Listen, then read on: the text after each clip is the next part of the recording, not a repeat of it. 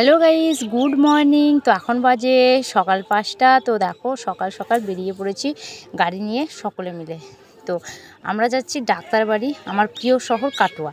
তো চলো তোমরা সঙ্গে থাকো, কাটোয়ায় চলো। তো সকালবেলায় দেখো প্রকৃতি যেন কত রূপের ডালি সাজিয়ে আমাদের জন্য অপেক্ষা করছে, আর খুব সুন্দর লাগছে। চারিদিকে সবুজ সবুজ আর সবুজ, আর এখন বর্ষার সময়, তো চারিদিকে সবুজের জন্য মেলা বসেছে। তো যাই হোক, অলরেডি পৌঁছে গেলাম কাটোয়া ঘাটে। তো ব্রিজ পার হয়ে যেতে হবে, গঙ্গা পার হতে হবে। তো ব্রিজ ধরে চলেছি।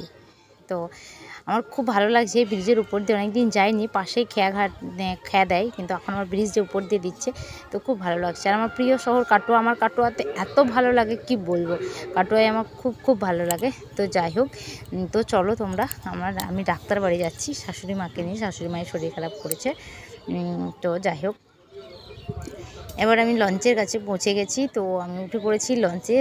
গঙ্গা একেবারে ভারী ডুবি ডুবি, চারিদিকে জন্য জল থই থই করছে। মা গঙ্গায় অনেকটাই জল বেড়েছে।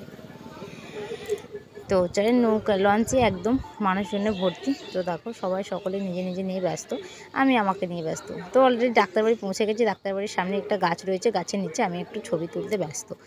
তো যাই হোক, ছবি তোলা ডাক্তার দেখানো হয়ে গেছে।